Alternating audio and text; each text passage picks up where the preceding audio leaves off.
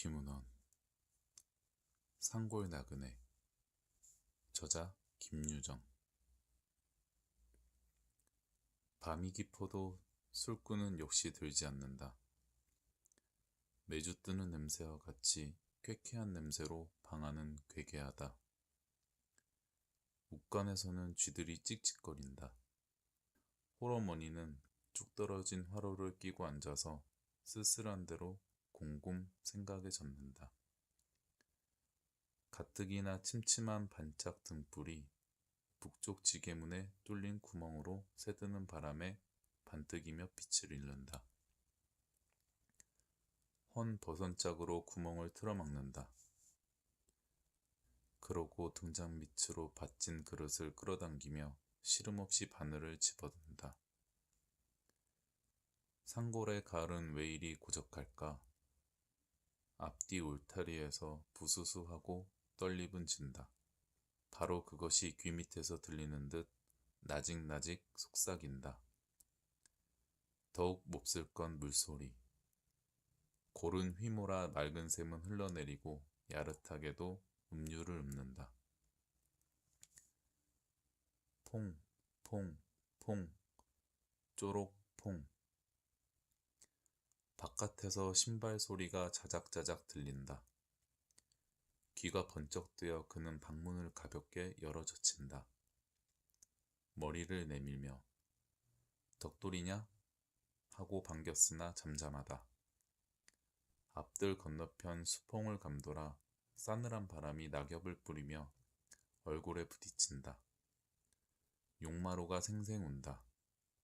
모진 바람 소리에 놀라 멀리서 밤개가 요란히 짖는다. 쥔, 어른 계셔유?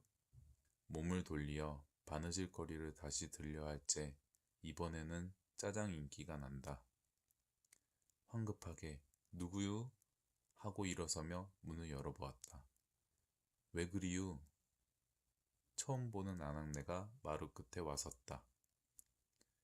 달빛에 빗기어 검붉은 얼굴이 으슥하다. 추운 모양이다. 그는 한 손으로 머리에 둘렀던 외수건을 벗어들고는 다른 손으로 흩어진 머리칼을 싸다마 올리어 수줍은 듯이 쭈뼛쭈뼛한다. 저 하룻밤만 드세고 가게 해주세요.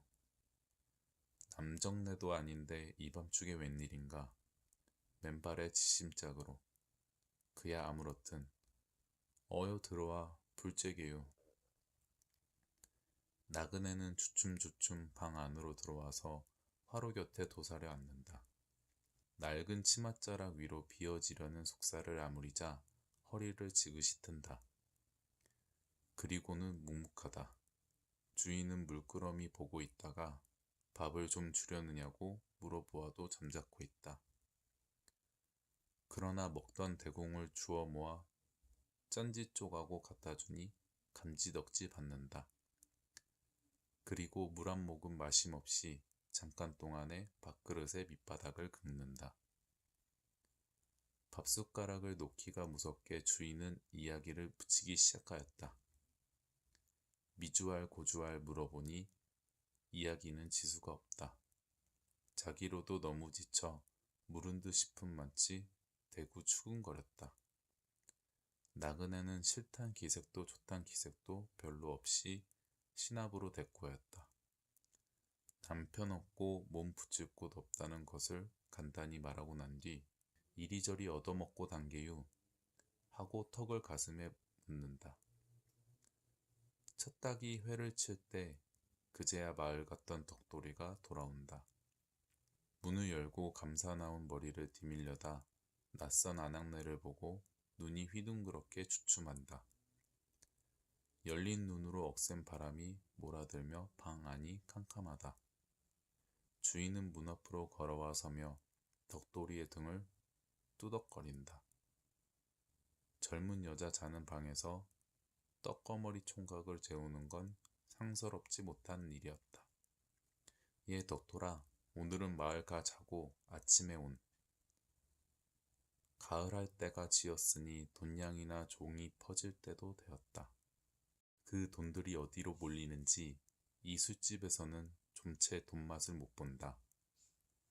술을 판대야 한 초롱에 50, 60전 떨어진다. 그 한 초롱을 잘 판대도 사날씩이나 걸리는 걸 요새 같아선 그 잘량한 술꾼까지 시가 말랐다. 어쩌다 전일에 펴놓았던 외상값도 각 갖다 줄 줄을 모른다. 홀어머니는 얼벙거지가 나서 이른 아침부터 돈을 받으러 돌아다녔다. 그러나 다리품을 들인 보람도 없었다.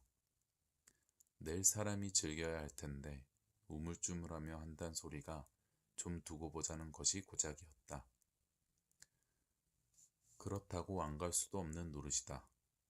나날이 양식은 딸리고 지점집에서 집행을 하느니 뭘 하느니 독촉이 어지간지 않으매랴. 저도 이젠 떠나겠세요.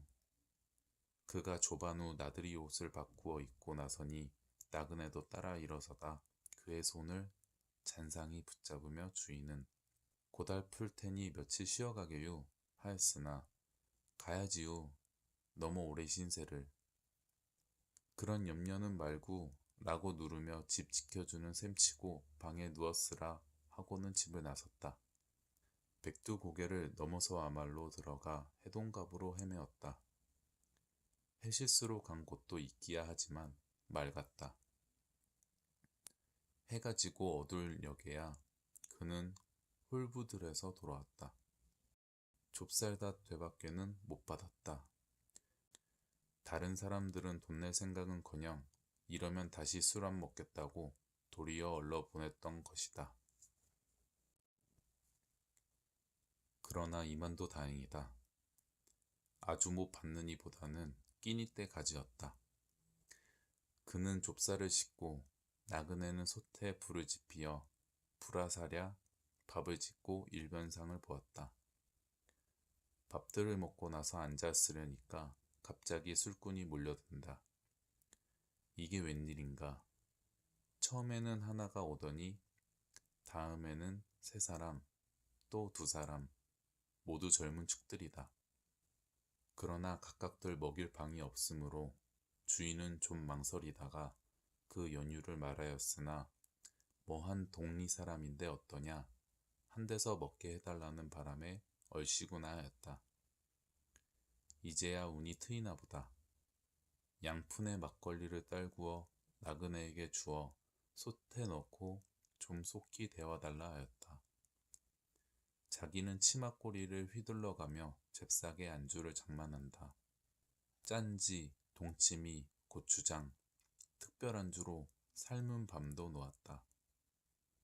사촌 동생이 맛보라고 며칠 전에 갖다 준 것을 아껴둔 것이다. 방 안은 떠들썩하다. 벽을 두드리며 아리랑 찾는 놈에 건으로 너털 웃음 치는 놈, 혹은 수근숙덕하는 놈, 가지각색이다. 주인이 술상을 받쳐들고 들어가니 짝이나 한 듯이 일제히 자리를 바로잡는다. 그 중에 얼굴 넓적한 하이칼라 머리가 야리가 나서 상을 받으며 주인 귀에다 입을 비켜대인다. 아주머니, 젊은 갈보 사왔다유? 보여주게요. 영문 모를 소리도 다 듣는다. 갈보라니 웬 갈보? 하고 어리 뻥뻥하다 생각을 하니 턱없는 소리는 아니다. 눈치 있게 부엌으로 내려가서 보강지 앞에 웅크리고 있는 나그네의 머리를 은근히 끌어안았다. 자, 저 패들이 새댁을 갈보로 횡보로 찾아온 맥이다. 물론 새댁편으론 망측스러운 일이겠지만 달포나 손님의 그림자가 드물던 우리 집으로 보면 재수의 핏발이다. 술국을 잡는다고 어디가 떨어진 게 아니오. 욕이 아니니 나를 보아 오늘만 좀 팔아주기 바란다. 이런 의미를 곰살궂게 간곡히 말하였다. 나그네의 낯은 별반 변함이 없다. 늘 한 양으로 예사로이 승낙하였다. 술이 온몸에 돌고 나서야 돛술이 잔풀이가 난다. 한 잔의 오전, 그저 마시긴 아깝다. 얼큰한 상투박이가 계집의 손목을 탁 잡아 앞으로 끌어당기며 권주가 좀 해. 이건 귀여운 보릿자루인가? 권주가? 뭐야유? 권주가? 아, 갈보가 권주가도 모르나? 으하하하.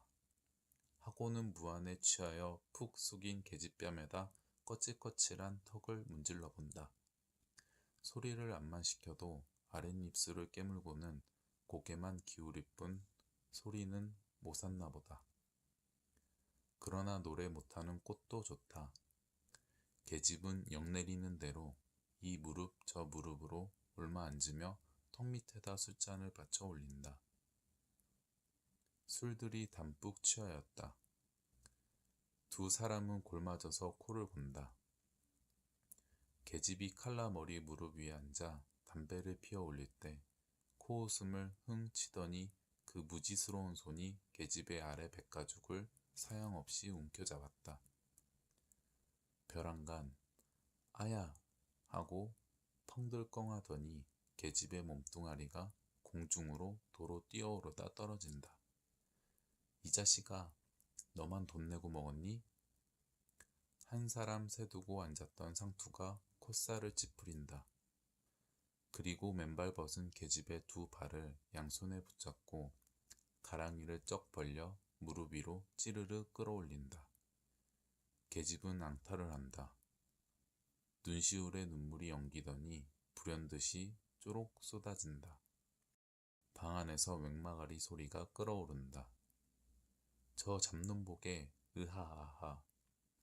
술은 연실되어 들어가면서도 주인은 불안하여 마음을 졸였다. 겨우 마음을 놓은 것은 훨씬 밝아서다. 참새들은 소란하게 지저긴다. 지찍 바닥이 부스럼 자국보다 질배 없다. 술, 짠지쪽, 가래침, 담뱃재, 멋에 너저분하다. 우선 한 길치에 자리를 잡고 개배를 대보았다. 마수거리가 85전, 외상이 2원 각수다. 현금 85전, 두 손에 들고 앉아 세고 또 세어보고. 뜰에서는 나그네의 혀로 끌어올린 인사. 안녕히 가십시게요. 입이나 좀 맞추고 뽀뽀뽀. 나도 찌르쿵 찌르쿵 찔거러쿵. 방아머리가 무섭지요. 고만 까부를까? 들 익었세요. 더 찌어야죠. 그런데 얘는 어쩐 일이야. 덕돌이를 읍에 보냈는데 날이 저물어도 여태 오지 않는다. 흩어진 좁쌀을 확에 쓸어 넣으며 호러미는 퍽이나 애를 태운다. 요새 날치가 찾으니까 늑대, 호랑이가 찾아 마을로 찾아내린다. 밤길에 고개 같은 데서 만나면 끽소리도 못하고 욕을 당한다. 나그네가 방아를 괴놓고 내려와서 키로하게 좁쌀을 담아 올린다. 주인은 그 머리를 쓰담고 자기의 행주치마를 벗어서 그 위에 씌워준다. 계집의 나이 19이면 활짝 필 때이건만 벗게된 머리칼이며 야윈 얼굴이며 벌써부터 외양이 시들어간다. 아마 고생을 지난 탓이리라. 날씬한 허리를 재빨리 놀려가며 일이 끊일 새 없이 다구지게 덤벼드는 그를 볼 때 주인은 지극히 사랑스러웠다. 그리고 일변 측은도 하였다. 못하면 딸과 같이 자기 곁에서 길래 살아주었으면 상팔자일 듯 싶었다. 그럴 수 있다면 그 소 한 마리와 바꾼데도 이것만은 안 내놓으리라고 생각도 하였다. 아들만 데리고 호러미의 생활은 무던히 호젓하였다. 그런데 다 동리에서 속 모르는 소리까지 한다. 떡거머리 총각을 그냥 느낄 테냐고. 그러나 형세가 부침으로 감히 엄두도 못 내다가 겨우 올 봄에서야 다부터 서둘게 되었다. 의외로 일은 손쉽게 되었다. 이리저리 언론이 돌더니 남촌 산에 사는 어느 집 둘째 딸과 혼약하였다. 일부러 호러미는 40리 길이나 걸어서 색시의 손등을 문질러 보고는 참 애기 잘도 생겼세. 좋아서 사돈에게 칭찬을 내곤 하였다. 그런데 없는 살림에 빚을 얻어가며 혼수를 다 꼬매놓은 뒤였다. 혼인날을 불과 이틀 격해놓고 일이 고만 빛났다. 처음에야 그런 말이 없더니 남대없는 선체금 30원을 가져오란다. 남의 돈 3원과 집의 돈 5원으로 거축꾼에게 품삯 노비 주고 혼수하고 단지 2원. 잔치에 쓸 것밖에 안 남고 보니 30원이란 인내도 못 낼 소리다. 그 밤 그는 이리 뒤척 저리 뒤척 넋 잃은 팔을 던져가며 통밤을 새웠던 것이다. 어머님, 진지 잡수세요. 새댁에게 이런 소리를 듣는다면 끔찍이 귀여우리라. 이것이 단 하나의 그의 소원이었다. 다리 아프지요? 너무 일만 시켜서. 주인은 저녁 좁쌀을 쓸어다가 방아다리에 깝신대는 나그네를 걸삼스럽게 쳐다본다. 방아가 무거워서 껍적이며 잘 오르지 않는다. 가냘픈 몸이라 상열이 되어 두 볼이 새빨갛게 색색거린다. 치마도 치마려니와 명지저고리는 어찌 사갔는지 어깨깨가 손바닥만하게 청 나갔다. 그러나 덕돌이가 외포 5자를 바꿔오거든 첫대 사발화통된 속옷부터 해 입자고 차차 할 수밖엔 없다. 같이 찝시다요. 주인도 남저지 방아다리에 올라섰다. 그리고 찌껑 위에 놓은 나그네의 손을 눈치 한 채게 살며시 쥐어보았다. 더도 덜도 말고 그저 요만한 며느리만 얻어도 좋으련만. 나그네와 눈이 그만 마주치자 그는 열쩍어서 시선을 돌렸다. 퍽퍽 쓸쓸하지요? 하며 손으로 울 밖을 가리킨다. 첫 밤 같은 석양판이다. 색동저고리를 떨쳐 입고 산들은 거방진 방아 소리를 은은히 전한다. 찔그럭쿵, 찌럭쿵. 그는 나그네를 금덩이같이 위하였다. 없는 대로 자기의 옷까지도 서로서로 별러 입었다. 그리고 잘 때에는 딸과 진배 없이 이불 속에서 품에 꼭 품고 재우곤 하였다. 하지만 자기의 은근한 속심은 차마 입에 드러내어 말은 못 건넸다. 잘 들어주머니어니와 못하게 한다면 피차의 낯이 뜨듯한 일이었다. 그러자 맘먹지 않았던 우연한 일로 인하여 마침내 기회를 얻게 되었다. 나그네가 온 지 나흘 되던 일이었다. 거문관이 산기슭에 있는 영길네가 벼 방아를 좀 와서 찧어달라고 한다. 나그네는 줄밤을 새우므로 낮에나 푸근히 자라고 두고 그는 홀로 집을 나섰다. 머리에 결을 뽀얗게 쓰고 맥이 풀려서 집에 돌아온 것인 이럭저럭 으스레하였다. 늙은 다리를 끌고 뜰 앞으로 향하다가 그는 주춤하였다. 나그네 홀로 자는 방에 덕돌이가 들어갈 리 만무한데 정령코 그놈일 게다. 마루 끝에 자그마한 나그네의 집세기가 놓인 그 옆으로 질목채 벗은 왕달 집세기가 왁갈스럽게 놓였다. 그리고 방에서는 수근수근 낮은 말소리가 흘러나온다. 그는 무심코 닫은 방문께로 귀를 기울였다. 그럼 와 그러는 게요. 우리 집이 굶을까봐 그러시오? 어머니도 사람은 좋아요. 올해 잘만 하면 내년에는 소 한 마리 사놓을 게고 농사만 해도 한 해에 쌀 넉 섬, 조여 섬 그만하면 고만이지요. 내가 싫은 게요? 사내가 죽었으니 아무튼 얻을 게지요. 옷 터지는 소리 부스럭거린다. 아이 참, 이거 놓으세요.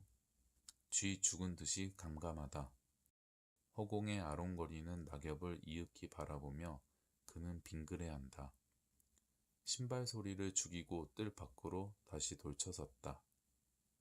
저녁상을 물린 후 시치미를 딱 떼고 나그네의 기색을 살펴보다가 입을 열었다. 젊은 아낙네가 홀몸으로 돌아다닌데도 고상했게요. 또 어차피 사내는 여기서부터 사리에 맞도록 이 말 저 말을 주섬주섬 꺼내오다가 나의 며느리가 되어줌이 어떻겠냐고 꽉 토파를 지었다. 치마를 흡사고 앉아 갸웃이 듣고 있던 나그네는 치마끈을 깨물며 이마를 떨어뜨린다. 그리고는 두 볼이 빨개진다. 젊은 계집이나 시집가겠소 하고 누가 나서랴. 이만하면 합의한 거나 틀림없을 것이다. 혼수는 전에 해둔 것이 있으니 한시름 잊었다. 그대로 이양이나 고쳐서 입히면 고만이다. 돈 2원은 은비녀, 은가락지 사다가 각별히 색시한테 선물 내리고 이름 밀수록 낭패가 많다. 급시로 나를 받아서 대례를 치렀다. 한편에서는 국수를 누른다.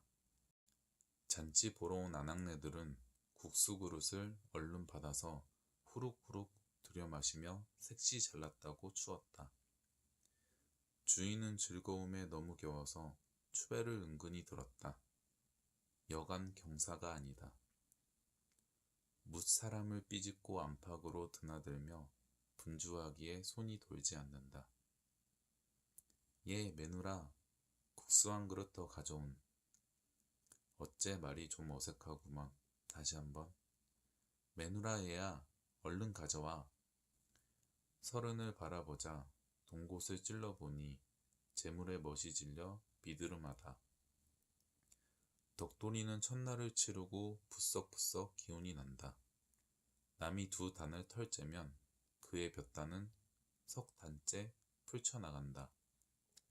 연방 손바닥에 침을 뱉어 붙이며 어깨를 으쓱거린다. 끄, 끄, 끌, 찍어라. 굴려라. 끄끄. 동무의 품앗이 일이다. 거무투룩한 젊은 농꾼 대시 볕단을 번 차례로 집어든다. 열에 뜬 사람같이 씩씩거리며 세차게 벼알을 절구통 배에서 주룩주룩 흘러내린다. 얘 장가 들고 한턱 안 내니? 일세기들아, 단단히 먹자. 닭이냐? 술이냐? 국수냐? 웬 국수는 너는 국수만 아느냐? 저희끼리 찍고 까분다. 그들은 이를 놓으며 옷깃으로 땀을 씻는다. 골바람이 뼈갈치를 뿌옇게 풍긴다. 옆산에서 푸드득하고 꿩이 나르며 머리 위를 지나간다. 갈퀴질을 하던 얼굴 넓적이가 갈퀴를 들고 신급하더니 달려든다.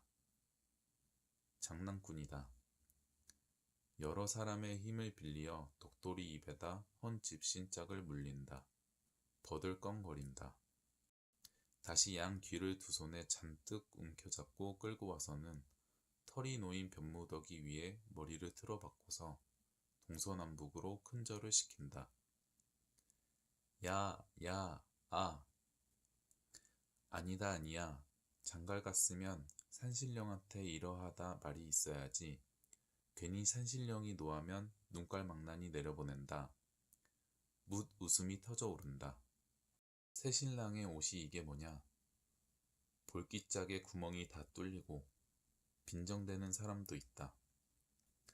그러나 덕돌이는 상투의 먼데기를 털고 나서 곰방대를 피어 물고는 싱글에 웃어치운다. 좋은 옷은 집에 두었다. 인조견 조끼, 저고리, 새하얀 옥당목 겹바지. 그러나 아끼는 것이다. 일할 때엔 헌 옷을 입고 집에 돌아와 쉴 참에나 입는다. 잘 때에는 모조리 벗어서 더럽지 않게 착착 개어 머리맡 위에 놓고 자곤 한다. 의복이 남루하면 인상이 추하다. 모처럼 얻은 귀여운 아내니 행여나 마음이 돌아앉을까 미리미리 사려두지 않을 수도 없는 노릇이다. 그야말로 29년 만에 누런 이 조각에다 이제야 소금을 발라본 것도 이 까닭이었다. 덕돌이가 볕단을 다시 집어올리째 그 이웃에 사는 돌쇠가 옆으로 와서 품을 안는다. 예, 독돌아. 내일 우리 조마댕이 좀 해줄래? 뭐 어째? 하고 소리를 뻑 지르고는 그는 눈 귀가 실룩하였다. 누구 보고 해라야? 응? 이 자식 까눌라. 어제까지는 턱없이 지냈단데도 오늘의 상투를 못 보는가? 바로 그날이었다. 욱관에서 혼자 새우잠을 자고 있던 호러미는 놀래어 눈이 번쩍 뜨였다. 만래 잠잠한 밤중이다. 어머니, 그거 달아놨어요. 내 옷도 없고. 응? 하고 반마디 소리를 치며 얼떨김에 그는 캄캄한 방 안을 더듬어 아랫간으로 넘어섰다. 황망이 등장해 불을 때리며 그래, 어디로 갔단 말이냐? 영산이 나서 묻는다. 아들은 벌거벗은 채 이불로 앞을 가리고 앉아서 징징거린다. 옆자리에는 빈 베개뿐 사람은 간 곳이 없다. 들어본즉 온종일 일하기에 피곤하여 아들은 자리에 들자 그만 세상을 잊었다. 하기야 그때 아내도 옷을 벗고 한자리에 누워 밥부터 잤던 것이다. 그는 보통 때와 조금도 다름없이 새치만이 드러누워서 천장만 쳐다보았다. 그런데 자다가 벼랑간 오줌이 마렵기에 요강을 좀 집어 달래려고 보니 뜻밖의 품 안이 허룩하다. 불러보아도 대답이 없다. 그제서는 어레 짐작으로 우선 머리맡 위에 놓았던 옷을 더듬어 보았다. 따는 없다. 필연 잠든 틈을 타서 살며시 옷을 입고 자기의 옷이며 버선까지 들고 내뺏음이 분명하리라. 도정년. 모자는 광솔불을 켜들고 나섰다. 부엌과 잿간을 뒤졌다. 그리고 뜰 앞 숲을 속도 낱낱이 찾아봤으나 흔적도 없다. 그래도 방안을 다시 한번 찾아보자. 홀어머니는 구태여 며느리를 도둑년으로까지는 생각하고 싶지 않았다. 겁한 울상이 되어 허벙저벙 방 안으로 들어왔다. 마음을 가라앉혀 둘러보니 아니면 다르랴 며느리 베개 밑에서 은비녀가 나온다. 달아날 계집 같으면 이 비싼 은비녀를 그냥 두고 갈 리 없다. 두말 없이 무슨 병폐가 생겼다.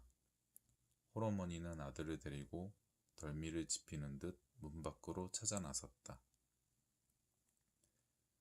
마을에서 산길로 빠져나온 어귀에 우거진 숲 사이로 비스듬히 언덕길이 놓였다. 바로 그 밑에 석변을 끼고 깊고 푸른 웅덩이가 묻히고 넓은 그 물이 겹겹 산을 내놓으라 약 10리를 흘러내리면 신영강 중턱을 뚫는다. 시세에 반쯤 파묻혀 번들대는 큰 바위는 내를 사고 양쪽으로 질펀하다.